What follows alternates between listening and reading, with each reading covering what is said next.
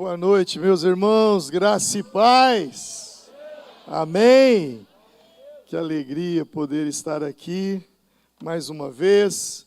Ontem à tarde, um tempo com os pastores, à noite com os líderes de célula, hoje pela manhã já com parte da igreja e agora à noite com vocês.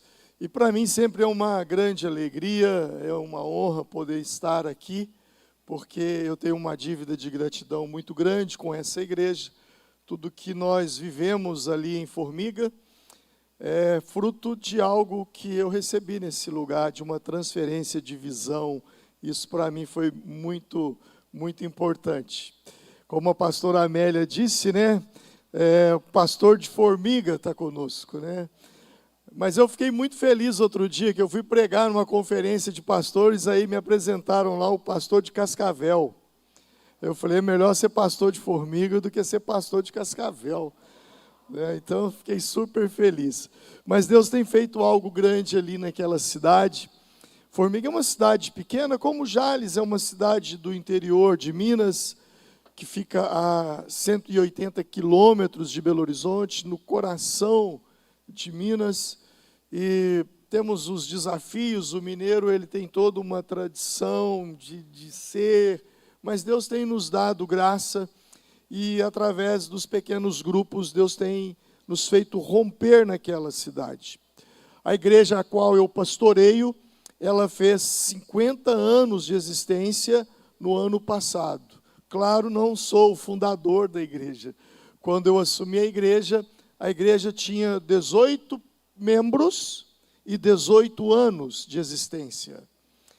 E eu tinha meus 22, 23 anos, eu estava pastoreando em Belo Horizonte, comecei a pastorear com 21 anos de idade, e aí o Senhor então me chamou para retornar a Formiga e assumir aquele pequeno trabalho da Igreja Batista ali. E a igreja começou a crescer, mas ela cresceu como é natural que as igrejas cresçam. Saímos de 18 e fomos para quase 200 pessoas. Mas a grande realidade a qual nós vivemos hoje se deu quando nós, então, começamos a implantar os pequenos grupos, as células. E é aí que entra Jales, porque se o pastor Elias não tivesse me direcionado, e se eu não tivesse vindo aqui e visto o que eu vi aqui naqueles dias, que me inspirou tanto, a ponto de eu pegar toda a minha equipe e falar, vamos para Jales, para vocês beberem daquela água de Jales. E aí eles vieram, e o caminho foi outro daquelas 200, o caminho que Deus pavimentou para nós através dos pequenos grupos foi incrível. Nós saímos de 200 pessoas, hoje são mais de 5.000 pessoas sendo batizadas, foram batizadas naquela cidade. Inclusive hoje à tarde teve batismo lá, e dali plantamos igreja através dos pequenos grupos, não só na cidade de Formiga, mas no entorno, no estado de Minas, e saímos de Minas e saímos do Brasil, e são mais de 50 igrejas espalhadas pelo Brasil, pelo Paraguai, pela Argentina, Inglaterra, Suíça, e temos avançado. Então não é sobre o lugar aonde você está, é sobre a visão que Deus te deu. E tudo tem um preço a se pagar. Quando nós começamos esse crescimento, eu confesso para vocês que eu perdi as contas de quantas vezes eu fui intimado a comparecer na delegacia de polícia. Eu perdi as contas de quantas vezes eu tive que ir ao fórum. Com as acusações contra mim, era perturbação do sossego, perturbação da ordem pública, estacionamento, barulho, essas coisas. Aí um dia, eu falei, Senhor, eu não aguento mais isso. Os meus filhos estão crescendo. E a cidade é pequena. E quando eles vão para a escola, os coleguinhas deles vão falar, olha, seu pai estava lá na delegacia. Eu não aguento isso mais, Senhor. Eu fiz uma oração tão sincera. E sabe o que aconteceu? No final daquele ano, A esposa do juiz começou a frequentar a igreja. O promotor foi no encontro com Deus. O comandante da PM se tornou líder de célula. E o delegado virou pastor da nossa igreja. Acabaram-se os problemas. Ninguém pode deter a igreja do Senhor quando essa igreja se posiciona em oração, que a pastora Amélia falou agora há pouco. Tem um vídeo aí do nosso formigueiro lá, para o pessoal conhecer um pouquinho da nossa realidade lá na cidade de Formiga. Vale, a Igreja Batista. É feita por pessoas como eu e você, que decidiram servir a Cristo com seu tempo, dons e talentos. Vivemos Jesus e trabalhamos para levar ao mundo uma mensagem de transformação e esperança. E vemos as células como a melhor forma de viver a igreja e cumprir a missão de Deus na terra.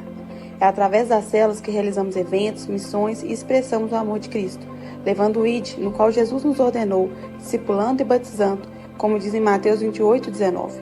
Portanto, vão, façam discípulos de todas as nações, batizando-os em nome do Pai, do Filho e do Espírito Santo. Uma igreja que vive o amor de Cristo e transforma o mundo.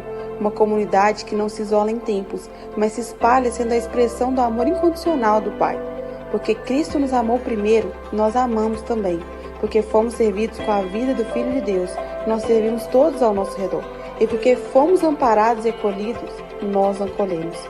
Vale, uma igreja que ama, serve e acolhe, vivendo o Evangelho, expandindo o reino e amando pessoas.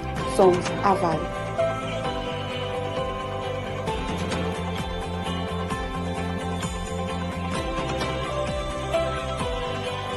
Isso eu aprendi aqui, ó.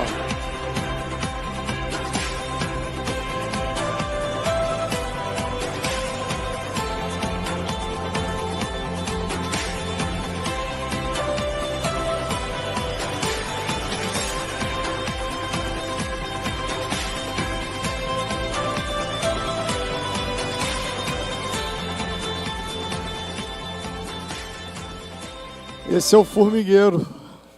Amém. Glória a Deus. Estamos muito felizes por aquilo que o Senhor tem feito. A igreja já ficou pequena, 2.000 lugares já não é suficiente para nós. Temos mais 5 prédios na cidade e as pessoas não podem ir todas para o mesmo lugar, senão não cabe. E nosso próximo desafio agora é construir um prédio para 7.000 lugares. Já temos o terreno, já temos o espaço. Agora só estou esperando dos céus o sinal verde para iniciar essa nova obra lá. Abra sua Bíblia lá no livro de Josué. Josué, capítulo de número 1. Eu quero meditar com você. Josué, capítulo de número 1.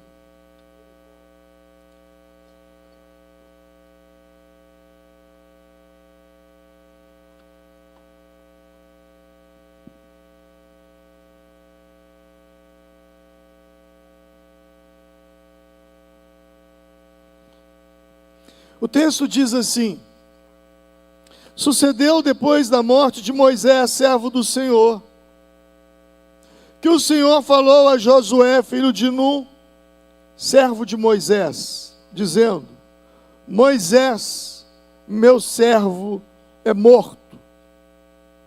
Levanta-te, pois, agora e passa este Jordão, tu e todo este povo, à terra que eu dou aos filhos de Israel.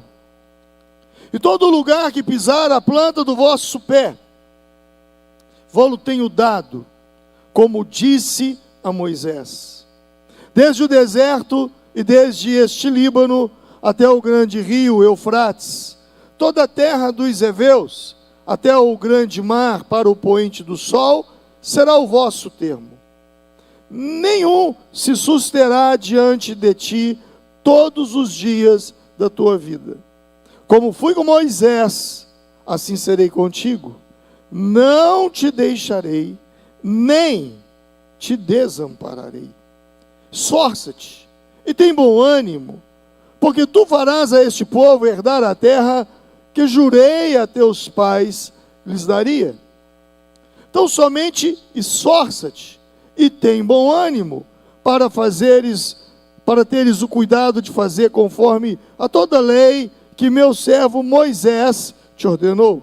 Dela não te desvies, nem para a direita, nem para a esquerda, para que prudentemente te conduzas por onde quer que andares.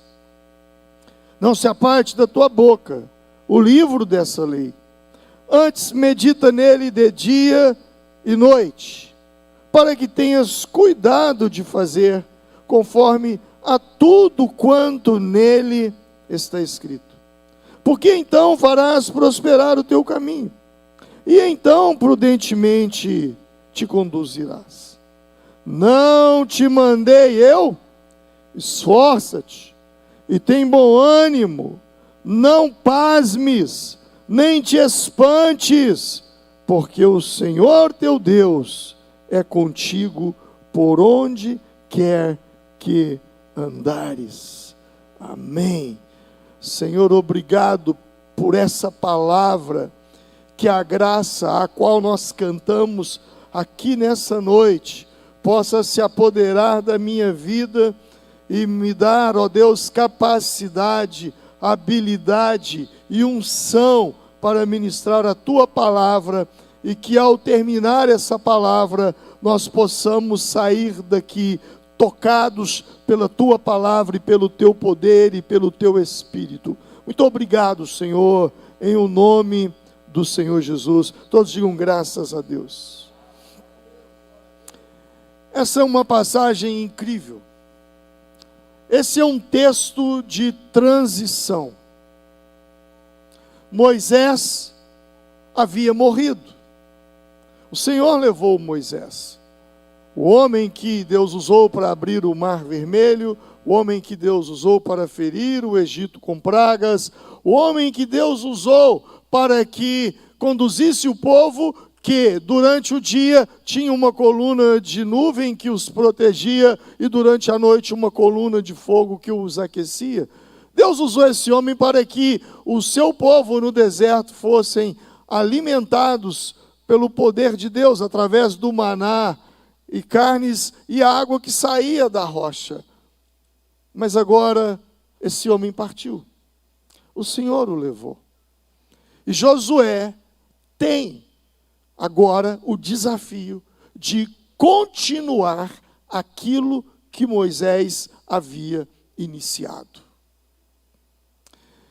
Moisés não tinha deixado uma herança para Josué. Mas Moisés havia deixado uma das coisas mais poderosas que ele poderia deixar: legado. Legado. E existe uma diferença, porque herança é aquilo que você coloca na mão dos seus filhos. E eles podem administrar ou não, e um dia isso se perder. Mas legado é aquilo que você deixa no coração dos seus filhos. E ninguém pode roubar isso. Josué tinha esse legado muito forte no seu coração. Mas agora ele tem um desafio. E todo desafio traz algo novo. E tudo aquilo que é novo coloca diante de nós um temor, porque é novo. A gente não sabe o que vai fazer. E tudo que é novo nos assusta. Elias, por exemplo, o profeta, Deus usava com fogo. Ele orava, fogo de Deus caía dos céus. Ele orou, Deus mandou fogo e queimou os comandantes dos exércitos que vieram prendê-lo.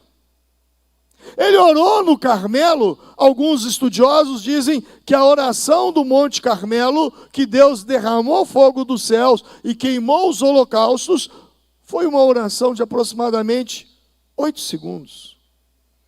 Então Elias era o profeta do fogo, ele tinha habilidade com fogo. Mas um dia ele precisou orar por chuva, e chuva é água, e era novo. A Bíblia diz que havia 3 anos e 6 meses que não chovia. E Elias então, ele sobe ao monte e ele vai orar para que Deus mande chuva. Ele orou 8 segundos e Deus mandou fogo. Mas ele orou uma vez e Deus não mandou chuva. Ele orou 2 vezes e Deus não mandou chuva. Ele orou 3 vezes, 4 vezes, 5 vezes, 6 vezes, 7 vezes. Porque era algo novo. E na 7ª vez, ele pergunta ao seu discípulo: o que você vê? E ele diz: eu vejo uma pequena nuvem, no formato da mão de um homem. E Elias diz então: ok, esse é o sinal, vai chover. Mas foram 7 orações, porque era algo novo. E Josué agora está diante de algo novo.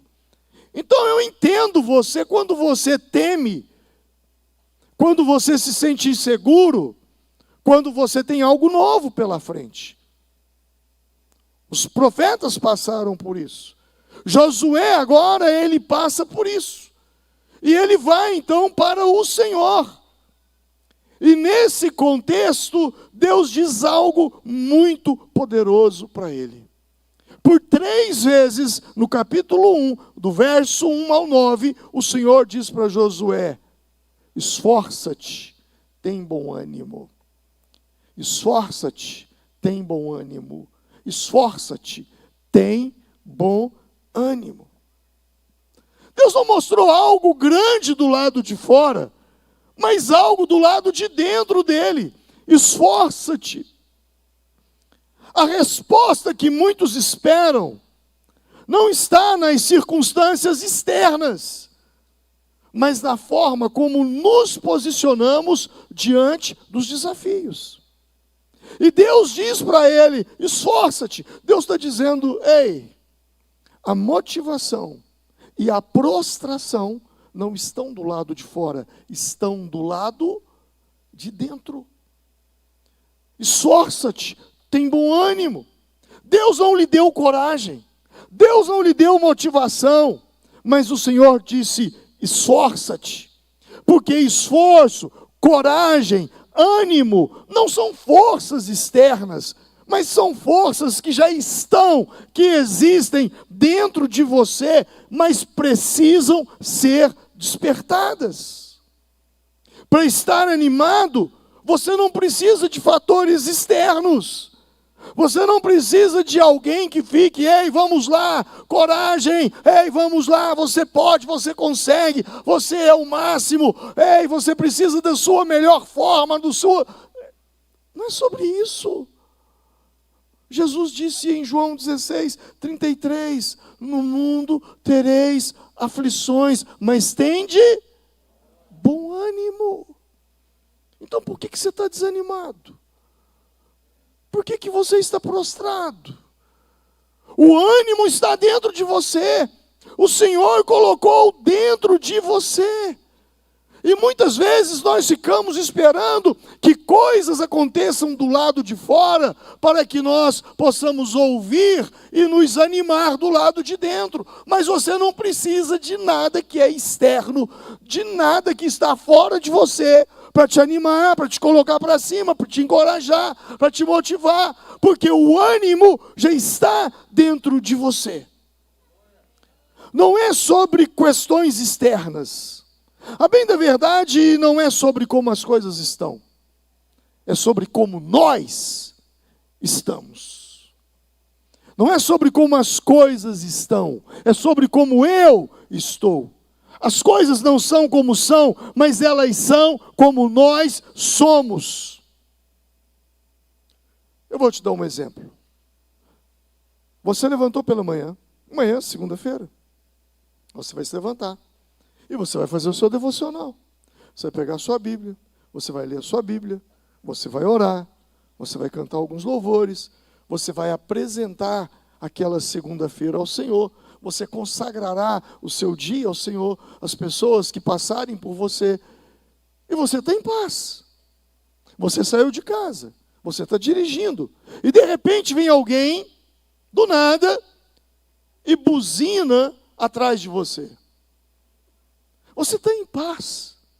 Você olha e diz: meu Deus, quem é essa pessoa? E você diz: ei, tudo bem? De onde ele me conhece? Será que é da célula? Será que é do culto? De onde ele me conhece? Olha, eu estou ficando famoso, eu não conheço aquela pessoa, ela está buzinando para mim. Mas imagine o contrário. Você levantou péssimo, mal, não orou, não fez seu devocional, não consagrou o seu dia, saiu de mau humor de casa, e a mesma cena acontece. Vem alguém atrás de você e buzina. Imediatamente você diz: ei, que foi? Está pensando que eu não sei dirigir? Está me chamando de roda dura? Qual é a sua? Quem está entendendo? A mesma situação, comportamento diferente. Porque não é como as coisas são, é como você é. Não são como as coisas estão, é sobre como nós estamos. Por isso, esforça-te, tem bom ânimo. Nunca foi sobre o lado de fora, é sobre o lado de dentro. Daquilo que o Senhor está fazendo sobre nós. É sobre o nosso ponto de vista. É sobre como nós enxergamos a vida. Hoje pela manhã eu falei muito sobre ofensa. A ofensa é uma armadilha. E não é sobre a ofensa que te fizeram, é sobre a reação que você teve a essa ofensa. Em João capítulo 4, Jesus passa por uma plantação.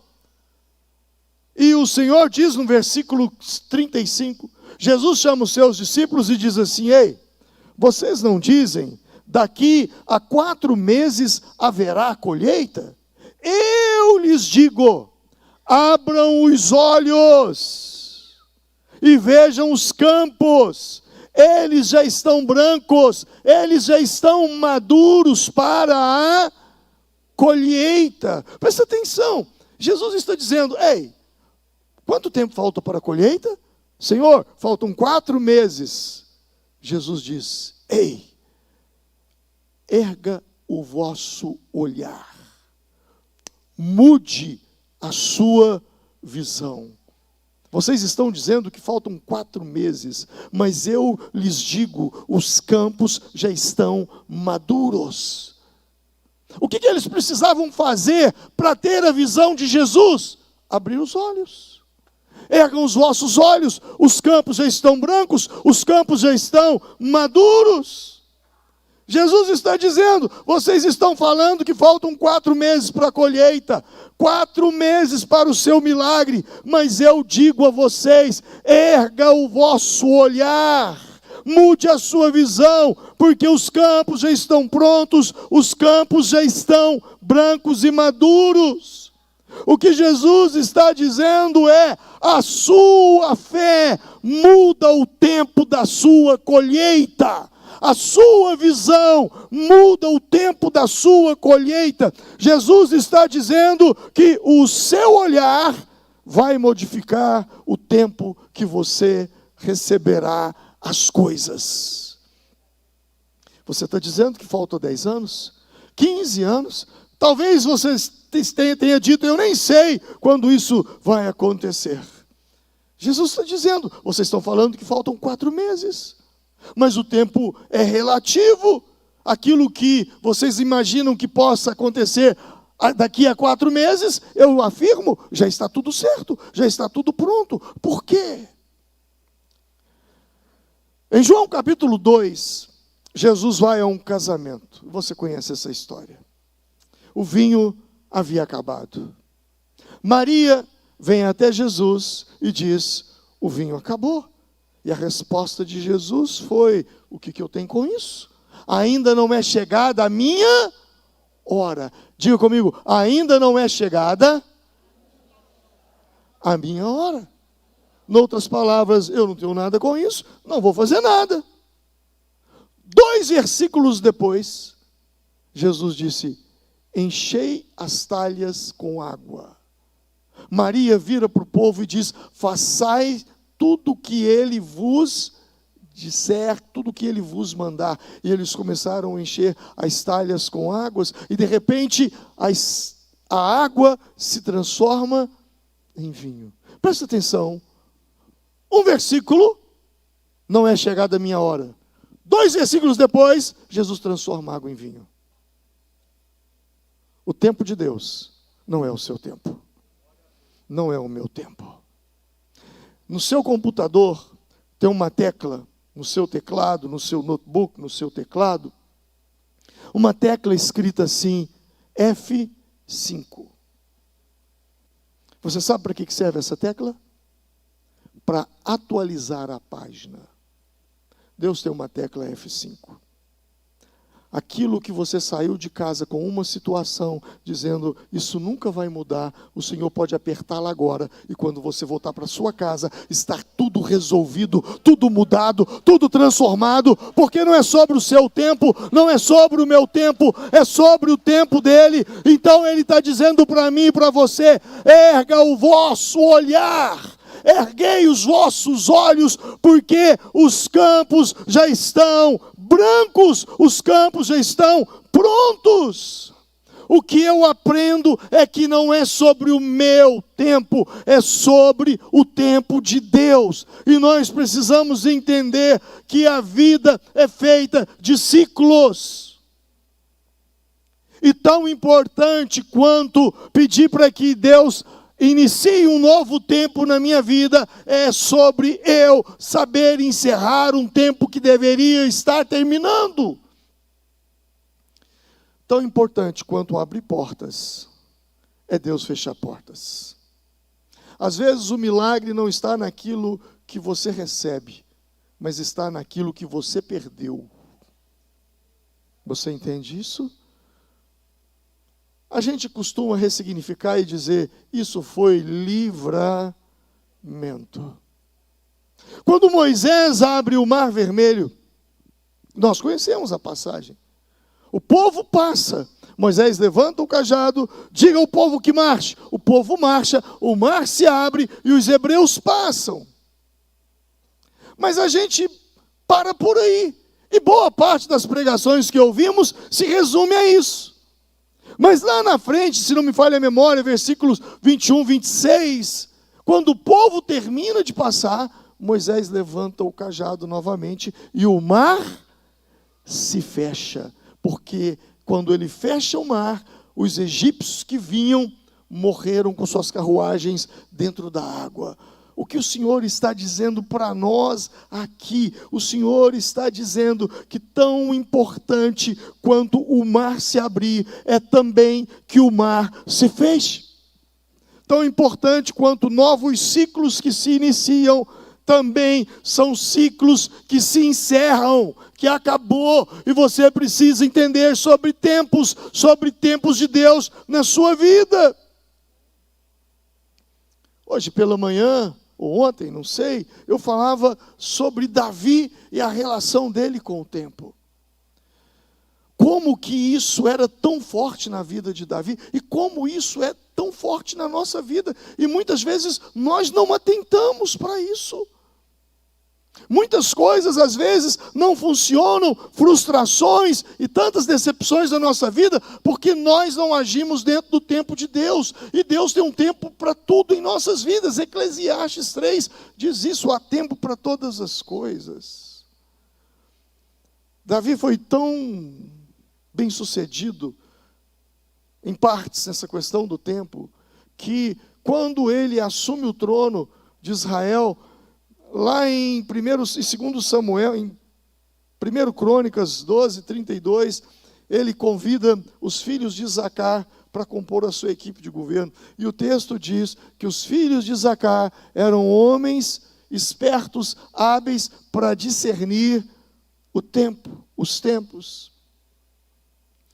Essa questão de Davi com o tempo é tão incrível que ele soube esperar o tempo de Deus. Samuel ungiu como rei, mas ele só se tornou rei 14 anos depois. Ele soube esperar. E essa questão de Davi, esse relacionamento dele com o tempo, era tão forte e poderoso, que o dia em que ele errou o tempo, ele caiu em pecado.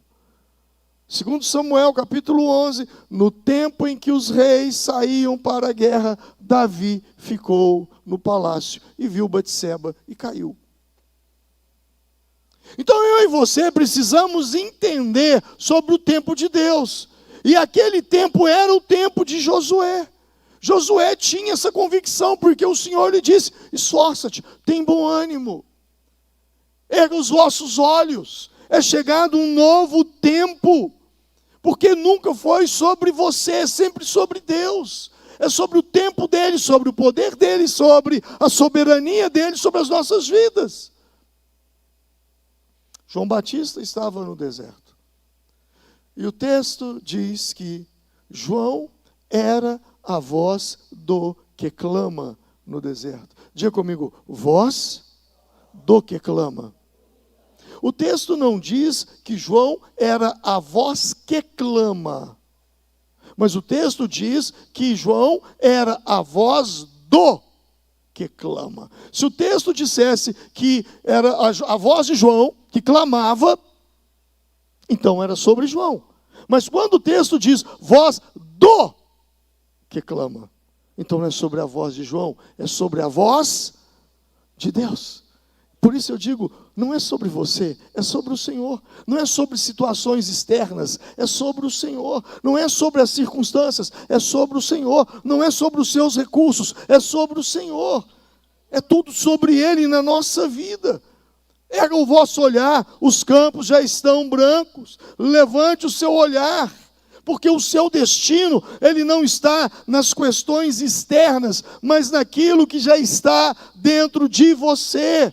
Porque o que está dentro de nós é muito maior do que questões que estão à nossa frente ou ao nosso redor. Mesmo porque 1 de João 4,4 vai dizer, maior é o que está em vós do que o que está no mundo. E o Senhor diz para Josué, ninguém poderá te resistir todos os dias da tua vida. Assim como eu fui com Moisés, assim eu serei contigo. Deus deu para Josué uma história para ele contar. Todas as vezes que ele estava diante de um desafio, assim como fui com Moisés, serei contigo. Assim como fui com Moisés, eu estarei com você. A pergunta que eu faço é, que história você tem contado para você? Porque você é a história que você conta sobre você. Josué sabia que o Senhor estava com ele. E porque ele sabia que o Senhor estava com ele, ele não cometeria o erro que os 10 espias cometeram quando Moisés enviou os 12 espias a espiar a terra. E você conhece essa passagem. Eles vão espiar a terra e quando eles voltam, 10 começaram a contar uma história. Lá tem gigantes. E quando olhávamos para eles, nós nos víamos como gafanhotos diante deles. E eles, ao olharem para nós, nos viam como gafanhotos.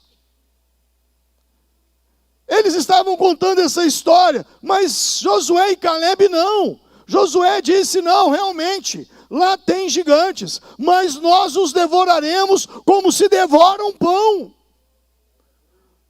Talvez alguém disse, mas eles têm 3 metros. E provavelmente Caleb deve ter dito, daí é um pão de 3 metros, a gente come ele em fatia.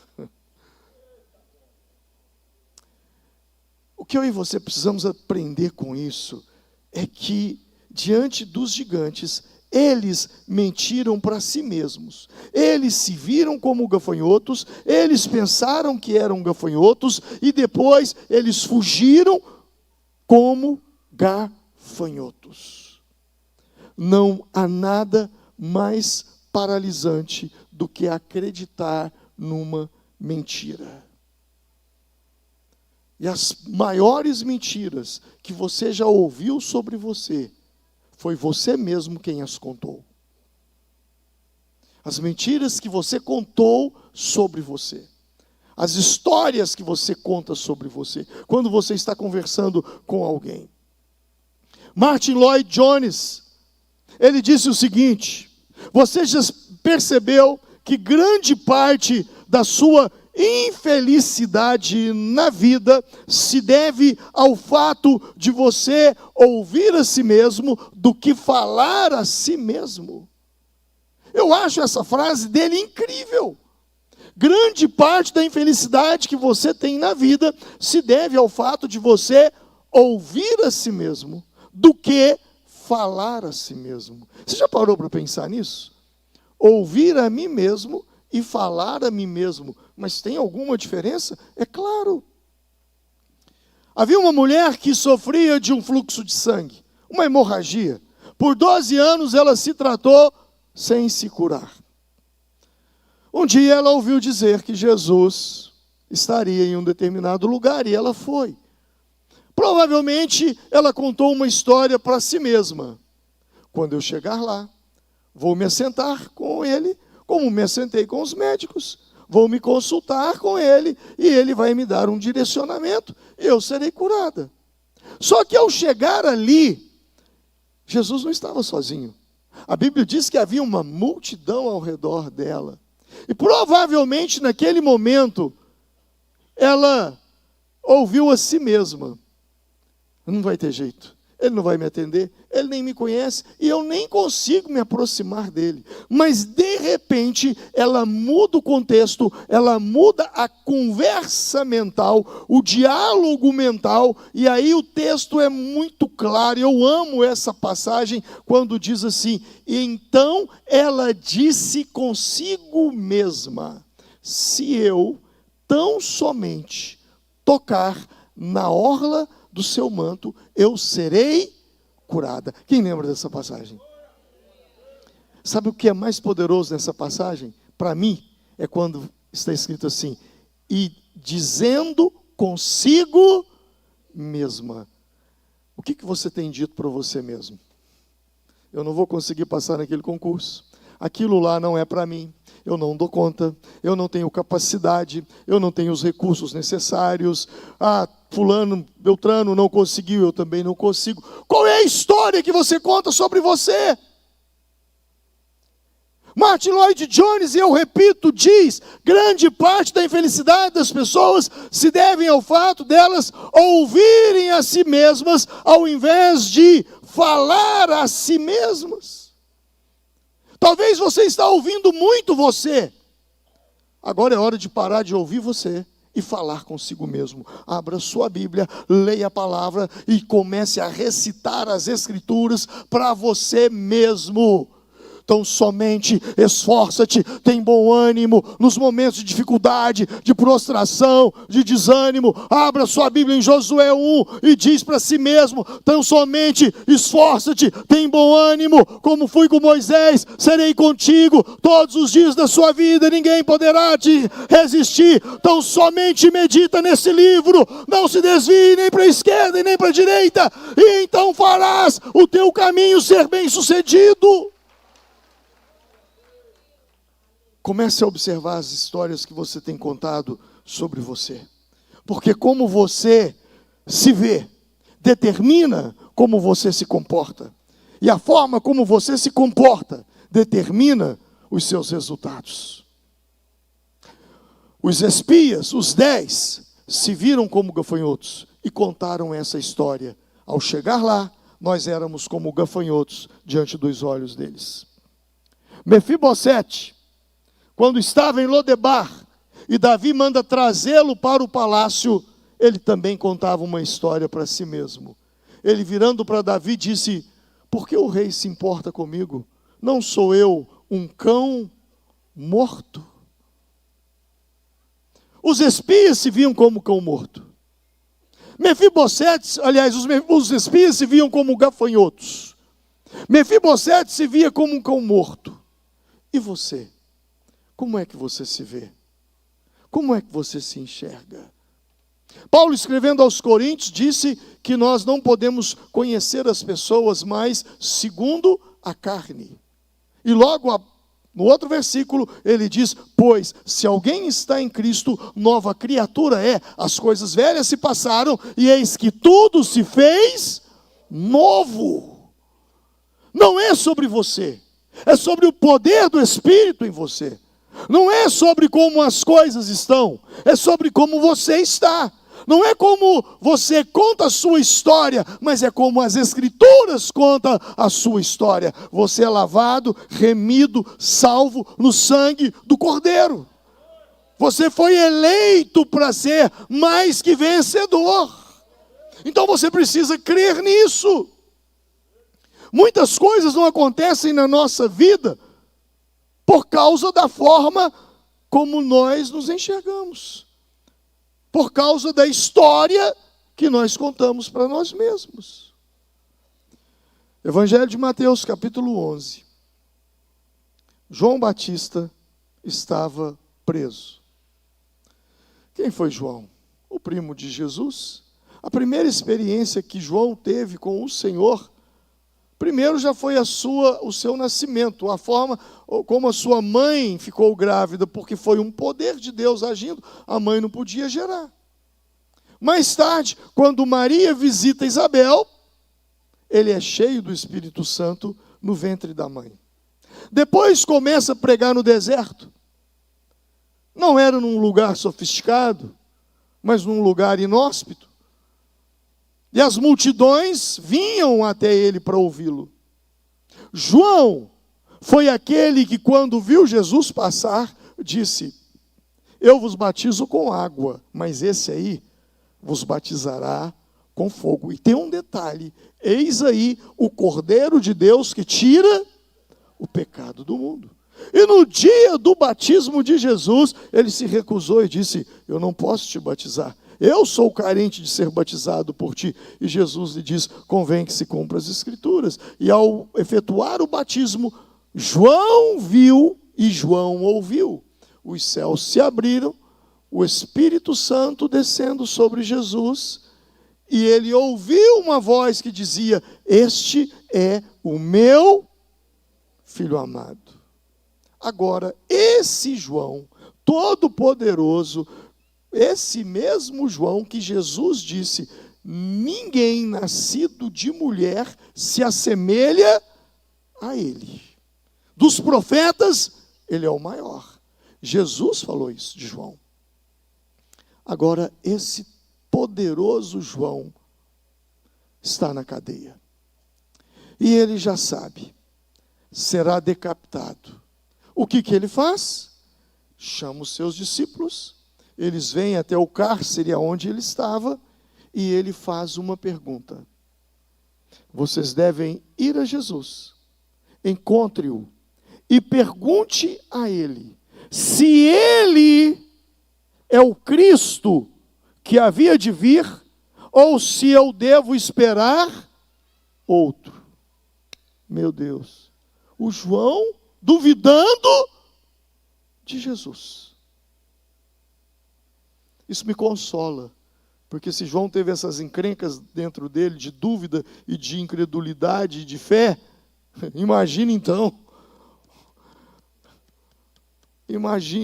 eu e todos nós. A dúvida de João era: se Jesus é o Cristo, pergunte para ele, porque se não for ele, eu vou esperar outro. E a pergunta de João tinha um significado. E os discípulos vão até Jesus. Versículos 4 a seguir, o texto diz que eles perguntam isso para Jesus. E sabe qual foi a resposta de Jesus? E respondendo, disse-lhes: ide e anunciai a João as coisas que ouvis e vedes. Os cegos veem, os coxos andam, os leprosos são limpos, os surdos ouvem, os mortos são ressuscitados, e aos pobres é anunciado o Evangelho.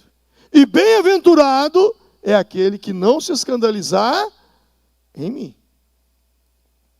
A pergunta era, João mandou te perguntar: você é o Cristo que havia de vir, ou ele espera outro?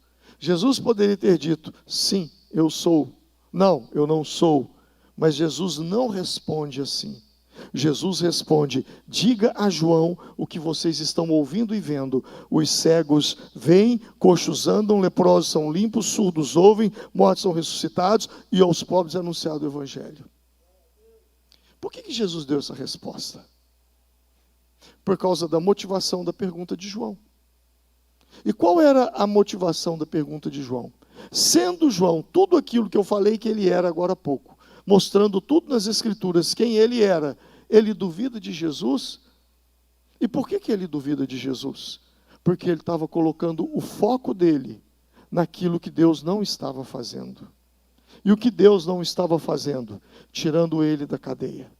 E o que Jesus fala para ele? Os cegos veem, os surdos ouvem, os mudos falam, os coxos andam, os mortos são ressuscitados. Jesus mostra para ele o que Deus estava fazendo. Sabe quando é que eu e você naufragamos na nossa fé? Quando a gente começa a colocar o foco naquilo que Deus não está fazendo na nossa vida. Você orou por uma cura e aquela cura não veio. Você orou para que uma porta se abrisse, aquela porta não abriu. Você orou por um amigo, um parente, alguém que você amava tanto, para que ele fosse curado, ele morreu. E você colocou o teu foco naquilo que Deus não estava fazendo. E quando você coloca o foco naquilo que Deus não está fazendo, você começa a contar uma história mentirosa para você. E é justamente nesse momento que a gente começa a naufragar. E Jesus então diz, fale para João, mudos falam, cegos eles enxergam, surdos ouvem, paralíticos andam, e os leprosos são limpos, e os mortos são ressuscitados. Diga para João o que vocês estão vendo e ouvindo. Diga para João o que Deus está fazendo. Você está triste, você está abatido. Alguns estão decepcionados na fé, porque esperavam que acontecesse uma coisa, e aconteceu outra. Mas quantas coisas que Deus tem feito na sua vida, e que você não consegue ver. Quantas coisas o Senhor já fez, e olha que nós estamos ainda em março. O salmista disse, bendiz a minha alma ao Senhor, bendiga-o tudo quanto há em mim, e não te esqueças, ó minha alma, de nenhum dos teus benefícios. Você afunda quando você coloca o teu foco naquilo que Deus não está fazendo. Comece a ver as maravilhas de Deus na sua vida. Comece a ver quantas coisas boas o Senhor tem operado através de você, no seu trabalho, na sua casa. E comece a mudar a história. Quem você é hoje. Você é a história que você conta que você é. E a história que Deus ensinou Josué a contar é: ninguém poderá te resistir todos os dias da sua vida. Assim como fui com Moisés, eu serei contigo. Pare de ficar contando essas historinhas. Ai, minha vida é isso, minha vida é aquilo. Ai, sabe, para com essa questão de vitimismo. O Deus que você serve não é um Deus vitimista. Ele nem se move por dó, ele se move por fé. Você pode aplaudir o Senhor, que é o teu Deus. Da próxima vez que você colocar o teu foco naquilo que o Senhor não está fazendo, lembre-se dessa palavra. É hora de ajustar a frequência, mudar a frequência e colocar a sua frequência naquilo que Deus está fazendo. E se você não achar nada dele fazendo na sua vida, então olhe para a vida de quem está do seu lado. E você vai ver o Senhor operando maravilhas. E isso te inspira, porque se o Senhor está fazendo nele, o Senhor pode fazer em mim. Mas chegou a hora de entrar na terra. E imediatamente alguém lhe soprou aos ouvidos: Josué, nós não temos um exército. E aqui é terra dos heveus, dos gigazeus, dos amorreus, dos cananeus, dos perezeus, dos heveus, dos jebuseus. E nós somos tão frágeis diante deles. São nações poderosas, reis experientes, que têm guerreiros habilidosos. O que você faz quando informações negativas chegam até você? O que você tem feito com as informações negativas que você tem recebido? Olha, está acontecendo uma guerra lá no Irã, e vai faltar petróleo, e o petróleo vai aumentar o preço das embalagens, e vai faltar, o diesel já foi lá em cima, e eu não sei o que eu faço, e agora, meu Deus, eu estou tentando me levantar da pandemia, e vem essa situação. Ei, que história você está contando para você? Neemias era copeiro do rei, ocupava uma boa posição no palácio. E um dia Anani vem e ele faz uma pergunta, capítulo 1 de Neemias. O que você me diz sobre Jerusalém e sobre aqueles que lá ficaram?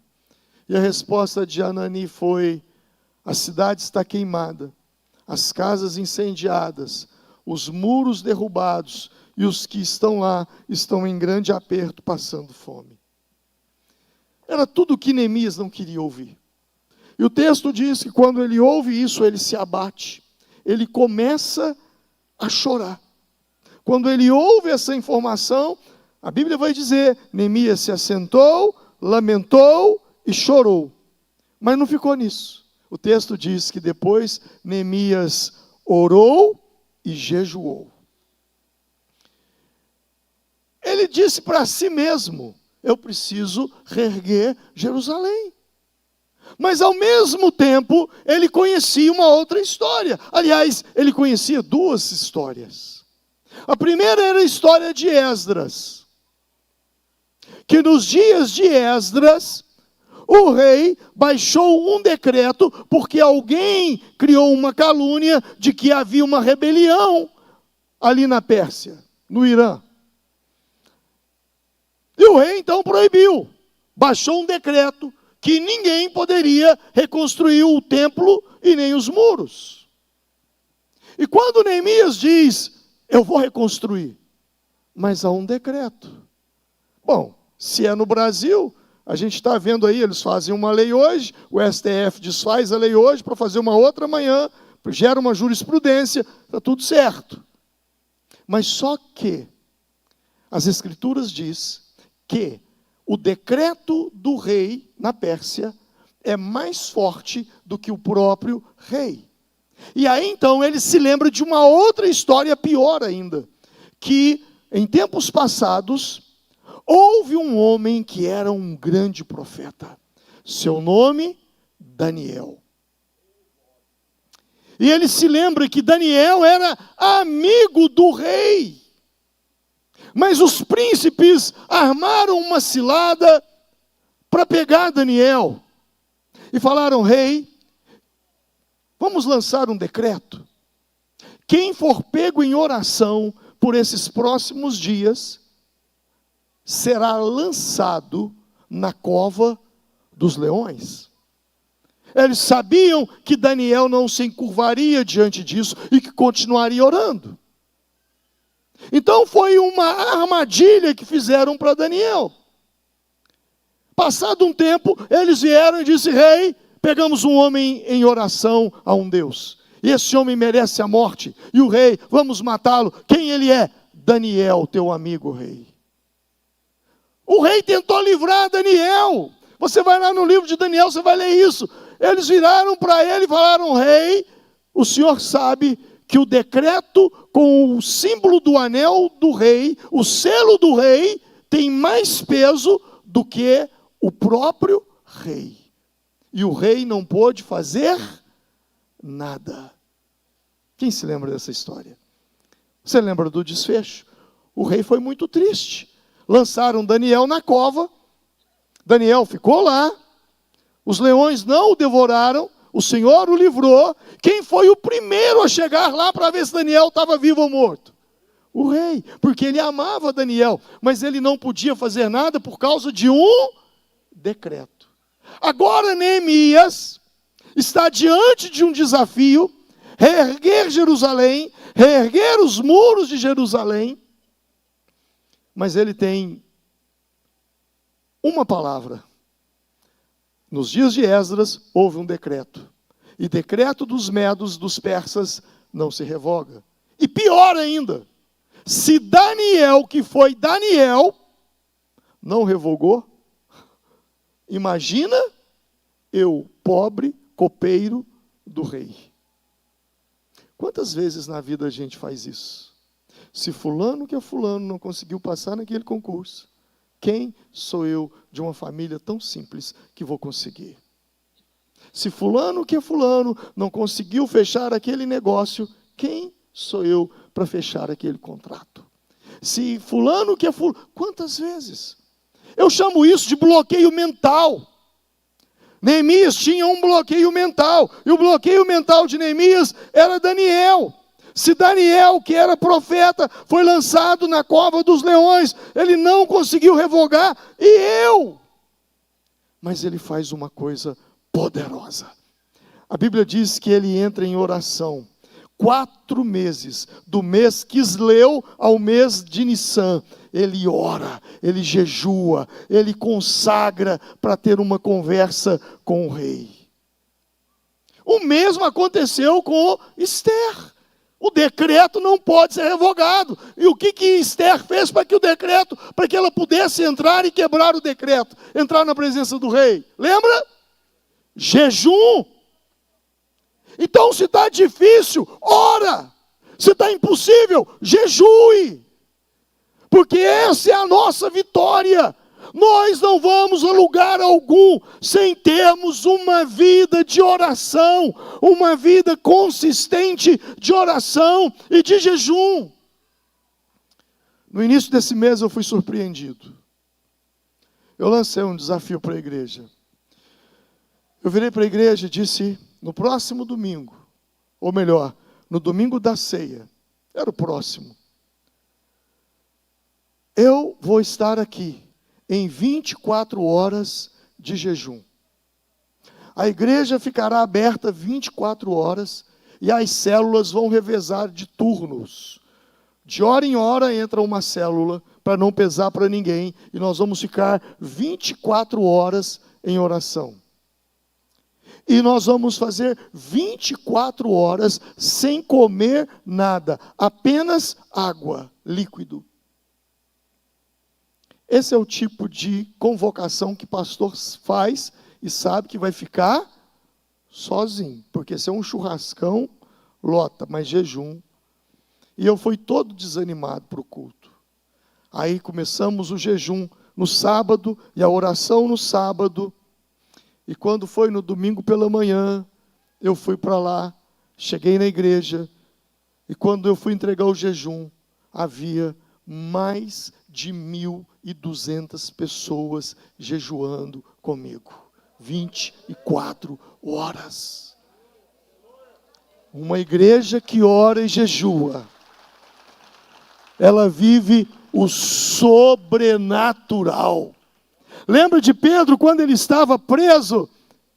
E o anjo foi buscar Pedro na prisão? Lembra de Atos? A pergunta que eu gosto de fazer é: e quem foi buscar o anjo? O anjo foi buscar Pedro. Mas quem foi buscar o anjo? A Bíblia diz que a igreja estava em incessante oração e jejum pela vida de Pedro.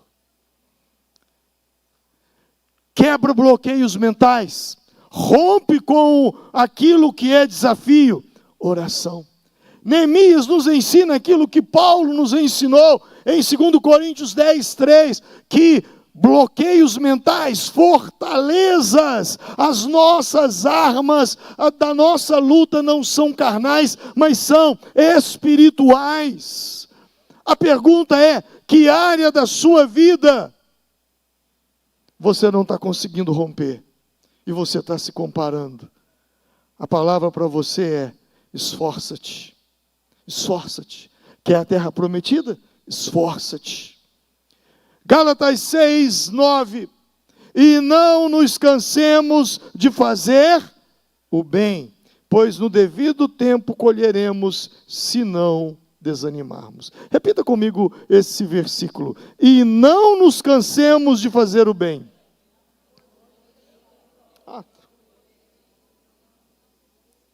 Olha lá, colocaram na tela, ótimo. E não nos cansemos de fazer o bem, pois no tempo próprio colheremos, se não... Qual é a condição que você vai colher no tempo próprio? Se você não desistir. Em outras palavras, se você não jogar a toalha. Como fui com Moisés. E agora eu caminho para o fim. Como fui com Moisés, eu serei contigo. Com certeza, Josué não fracassaria, porque ele foi discipulado por Moisés. E no discipulado de Moisés, ele aprendeu uma coisa muito poderosa. Hebreus 11, 27, na tradução Ara, tem que ser essa tradução, porque lá fala algo muito poderoso. Diz assim: pela fé, ele abandonou o Egito, não ficando amedrontado com a cólera do rei. Antes, permaneceu firme como quem vê aquele que é invisível. Repita comigo. Pela fé, ele abandonou o Egito, não ficando amedrontado com a cólera do rei. Antes, permaneceu firme, como quem vê aquele que é invisível. O texto diz, permaneceu firme como quem vê. Nessa tradução, permaneceu firme como quem vê aquele que é invisível. Presta atenção. O texto não está dizendo que ele permaneceu firme porque viu. Não é isso. O texto está dizendo que ele permaneceu firme como quem vê. Uma coisa é eu vi. Eu agi dessa forma porque eu vi. O Senhor está aqui. Você está vendo? Há anjos aqui. Você está vendo?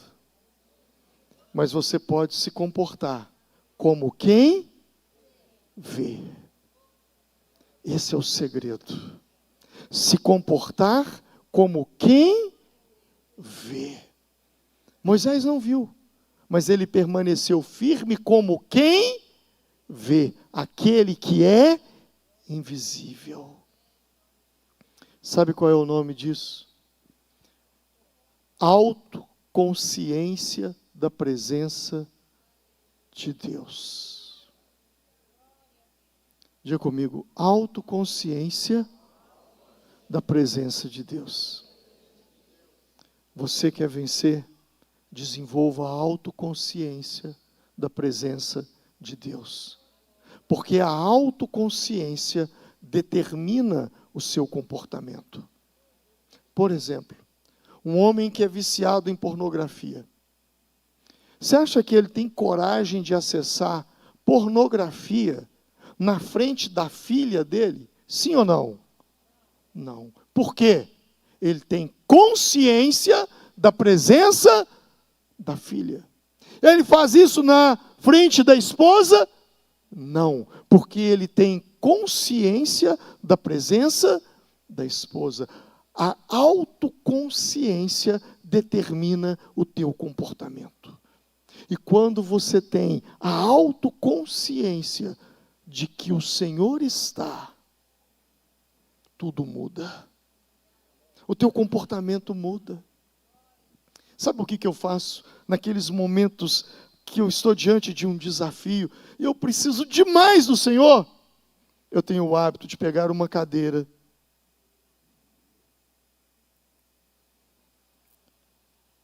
me assento numa outra ou me ajoelho e digo: Senhor, por favor, se assenta aqui. Eu preciso conversar com o Senhor hoje. O Senhor conhece o meu coração. O Senhor sabe dos meus medos, dos meus temores, da minha incredulidade, da minha falta de fé. E quando eu coloco essa cadeira, olhando para ela, eu tenho autoconsciência de que Ele está aqui. Porque Ele disse: estarei convosco todos os dias até a consumação dos séculos.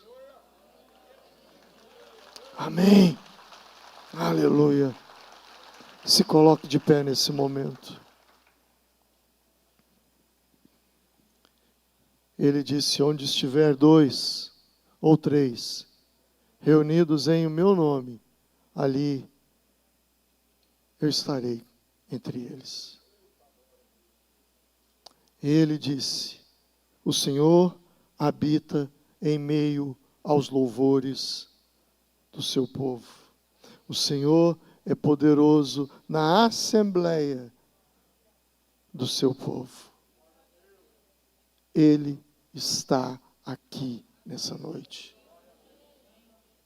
Feche os seus olhos e tenha agora essa autoconsciência. Essa autoconsciência que Moisés teve, de Hebreus dizer: permaneceu firme como quem vê aquele que é invisível. Senhor, eu sei que o Senhor está aqui. Eu não posso te ver. Os meus olhos, a menos que o Senhor os abra, eu não consigo te ver. Mas eu tenho autoconsciência de que o Senhor está aqui. A mesma autoconsciência de que quando Eliseu estava cercado pelo exército da Síria, e Geazi, ao ver aquele exército poderoso, com homens armados, disse: meu Senhor, estamos cercados. E Eliseu disse: não temas, Geazi, mais são os que estão conosco do que os que estão com eles. E o Senhor e ele disse: abra os olhos de Geazi, Senhor, para que ele tenha consciência, para que ele veja o que eu estou vendo. Com seus olhos fechados, Ele está aqui. Ele está perto daqueles que o temem. Perto está o Senhor daqueles que o temem, daqueles que o buscam. Foi Ele quem disse: buscar-me-eis e me achareis, quando me buscardes de todo o vosso coração. Clama a mim e eu te anunciarei coisas grandes e ocultas que tu desconheces. Senhor, é com temor e tremor que nesse altar eu oro a Ti, sendo sabedor da Tua presença. Aqui estão homens e mulheres das mais distintas e diversas histórias de vida. Gente que tem enfrentado lutas e desafios. Alguns têm lutado com uma doença, outros têm lutado com um vício dentro da família, outros têm lutado com um divórcio, outros têm passado por uma situação de aperto financeiro tão grande, outros estão se afastando e se esfriando na fé. Vem ao culto como que quem tem uma obrigação a cumprir no domingo com a religião. A minha oração, Senhor, é que o Senhor venha com Teu poder e comece a tocar em todos nós. e comece a trabalhar dentro de cada um de nós, através do teu Espírito, porque tu dissestes que não nos deixaria órfão, mas que o Consolador estaria conosco.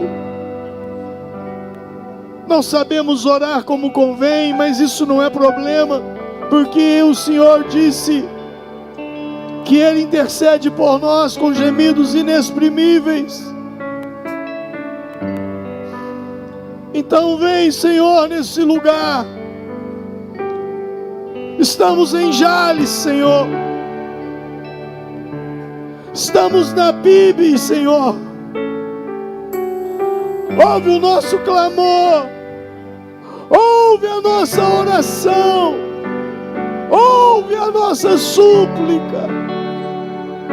Aqui está o povo que se chama pelo teu nome, os mesmos que o Senhor disse que se humilhar e confessar e se arrepender dos seus maus caminhos, o Senhor ouviria dos céus e sararia a sua terra. Vem, Espírito de Deus. Meu irmão, você que está sentindo de sair do seu lugar e vir aqui à frente, vem para cá. Eu quero levantar um clamor com você. Você que está passando por um desafio como Josué, algo novo, algo que você não está sabendo lidar, algo que você não tem todas as respostas. Sai do seu lugar. Você que está sentindo tanto a presença do Senhor, vem para cá. A autoconsciência da presença dEle, vem para cá. Oh. Ei! Enquanto te adoramos, Senhor, faz notório o teu nome. Faz notório o teu nome. Rasga os céus e desce.